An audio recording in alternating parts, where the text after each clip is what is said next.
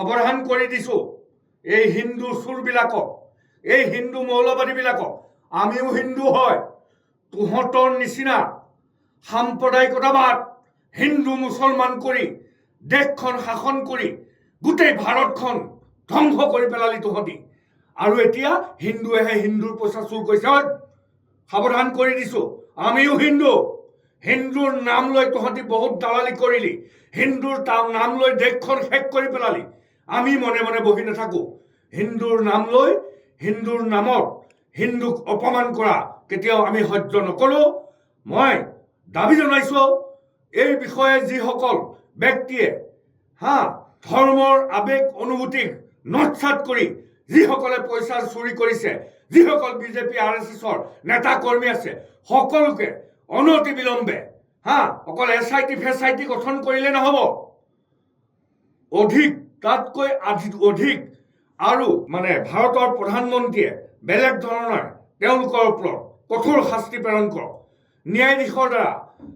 ন্যায়াধীশৰ দ্বাৰা এখন কমিটি বনাই ৰাম মন্দিৰৰ হিন্দু চোৰসকলক অধিকভাৱে শাস্তি প্ৰদান কৰিবলৈ দাবী জনালো। আৰু হিন্দুত্বৰ নামত আপোনালোকে কৰি থকা এই দালালি, এই ভণ্ডামিবিলাক বন্ধ কৰক। জয় অসম। ৰাম মন্দিৰত কোটি কোটি টকা ইতিমধ্যে হিন্দুত্ববাদীসকলে কোটি কোটি টকা লুণ্ঠন কৰা, জনগণৰ আবেগ অনুভূতিক লৈ ভক্তৰ নামত দান বৰঙণি দিয়াৰ পইচাও লুটপাট চলাইছে কোনে? বিজেপি RSSৰ কৰ্মী বা নেতাসকলে। আজি ৰাম মন্দিৰ বনাওঁতে যি কৃতিত্ব লৈছিলে প্ৰধানমন্ত্ৰী নৰেন্দ্ৰ মোদী ডাঙৰীয়াই, কিন্তু আজি নৰেন্দ্ৰ মোদী ডাঙৰীয়াই শত শত জনতাৰ ৰাম মন্দিৰৰ নামত যি দান বৰঙণি দিছিলে, আজি কোটি কোটি টকা লুণ্ঠন কৰাৰ পিছতো ভাৰতবৰ্ষৰ প্ৰধানমন্ত্ৰী নৰেন্দ্ৰ মোদী ডাঙৰীয়া নিমাত হৈ আছে।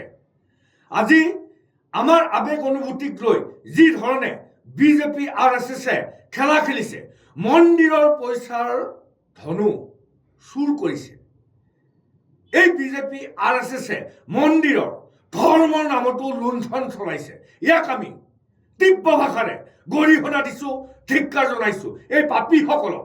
এওঁলোক হিন্দু নহয়, এওঁলোক হিন্দুৰ নামত দালাল, হিন্দুত্বৰ বাদৰ নামত দালালি কৰি দেশখন হিন্দু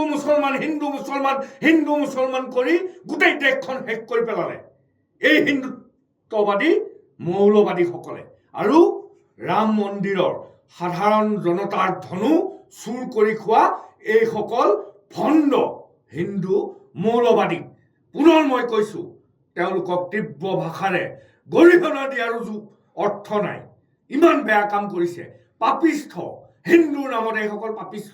আৰু আমি শুনা পাইছো বিজেপিৰ মানুহবিলাকে কৈছে হিন্দুৱেহে হিন্দুৰ পইচা চুৰ কৰিছে।